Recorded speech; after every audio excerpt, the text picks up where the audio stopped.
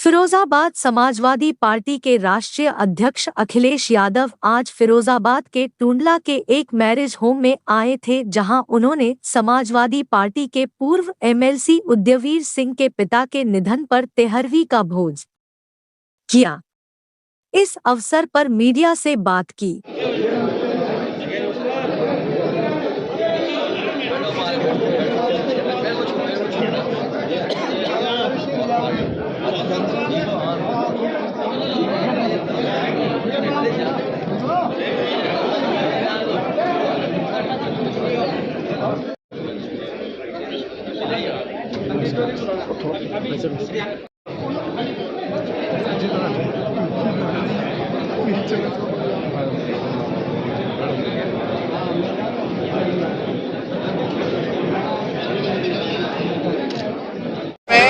गर्मी से 4 दर्जन से ज्यादा लोगों की मौत हो गई। अकेले बलिया में 34 से ज्यादा मौत हो गई। आज के दिन समाजवादी पार्टी के नेता और पूर्व में रहे एमएलसी, उनके पिता के निधन के बाद आज 13वीं के कार्यक्रम में मैं शामिल होने आया हूं। हम सब लोग, इनके परिवार के लोग और इन सब के सहयोगी साथी आज इस कार्यक्रम में शामिल हैं। इस भोज में हम लोग शामिल हुए हैं। दुख की घड़ी में हम परिवार से ये कहेंगे और परिवार के लिए प्रार्थना करेंगे कि जो उदयवीर जी के पिता थे, उन्होंने पूरे परिवार को साथ लेकर के चले, आगे बढ़ाया। आज जब वो नहीं हैं, हम परिवार के लोगों से, भगवान से प्रार्थना यही करेंगे कि इस दुख में हम सब उनके साथ हैं, उनको सहन करने की शक्ति भगवान दें। जहाँ तक राजनीति का सवाल है, क्योंकि जब हम और आप बातचीत कर रहे हैं तो मौसम बदल गया है। ये वही तूफ़ान है जो गुजरात से उठा था, यूपी आते आते कम हो गया है। जो जाने गई हैं बलिया में या प्रदेश के अलग अलग कोने से जो खबरें आ रही हैं, ये सरकार की लापरवाही है। सरकार को इलाज का इंतज़ाम और समय पर उनको निर्देश देना कि अगर ऐसी गर्मी है तो उनके ऊपर क्या संकट आ सकता है, उससे सावधान करना था। और अगर कोई बीमार हुआ है तो अस्पताल में उसको इलाज मिल जाता। इस सरकार ने अच्छी खासी चलती हुई एम्बुलेंस व्यवस्था को ख़राब कर दिया। जिला अस्पताल एक भी नहीं बनाया अभी तक।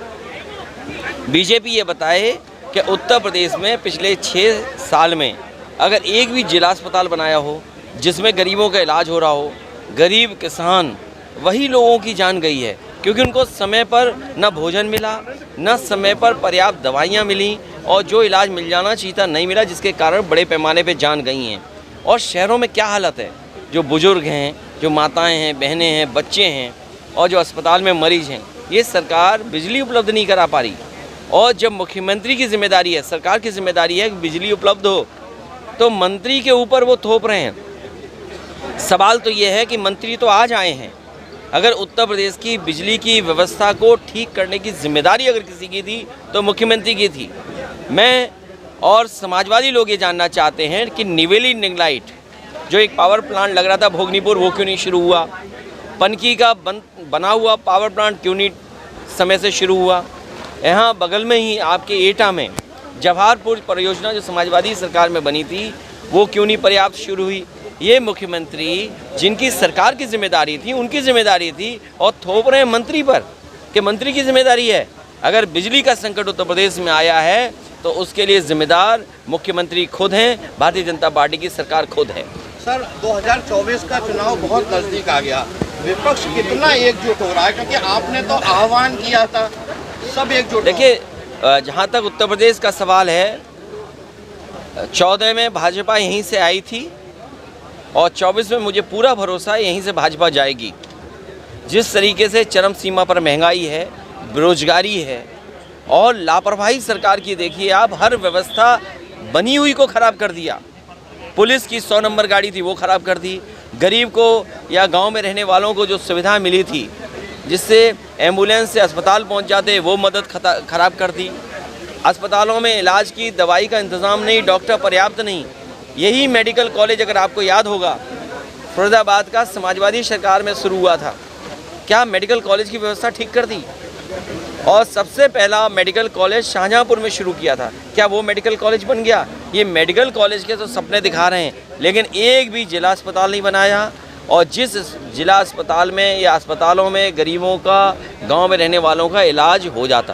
सर अखिलेश जी, उत्तर प्रदेश के मुख्यमंत्री लॉ एंड ऑर्डर पर कहते हैं कि बहुत अच्छा लॉ एंड ऑर्डर है, जबकि कोर्ट में मर्डर हो रहे हैं, हॉस्पिटल में मर्डर हो रहे हैं और सड़कों पे हत्याएं हो रही हैं।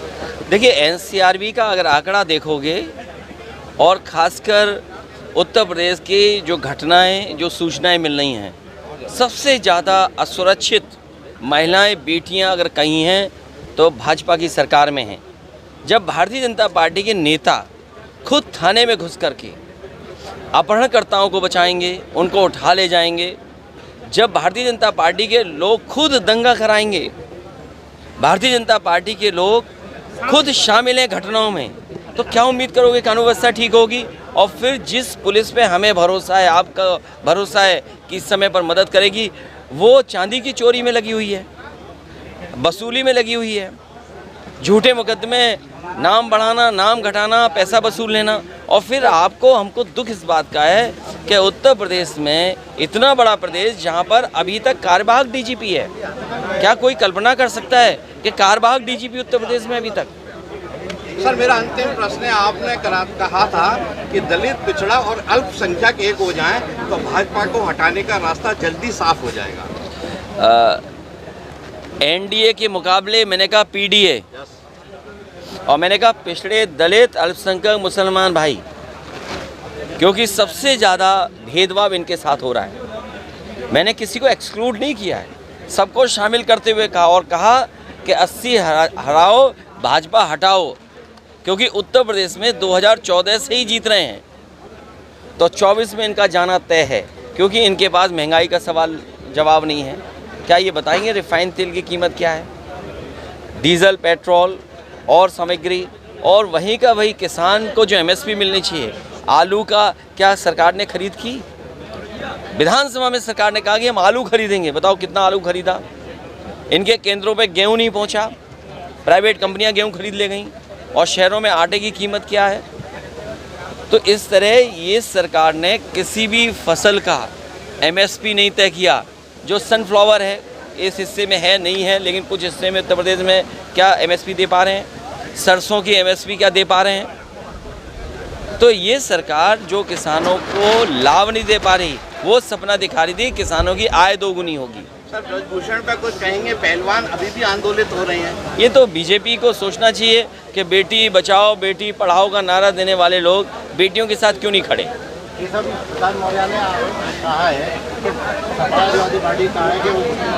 अच्छा, उन्हें ये बताओ, समाजवादी पार्टी के कहने से कुछ लाभ मिल रहा हो तो बताओ।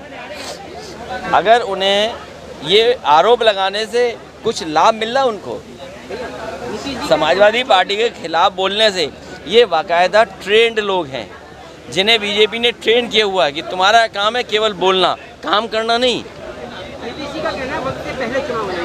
देखिए, चुनाव जब भी हो समाजवादी लोग तैयार हैं। Thank you.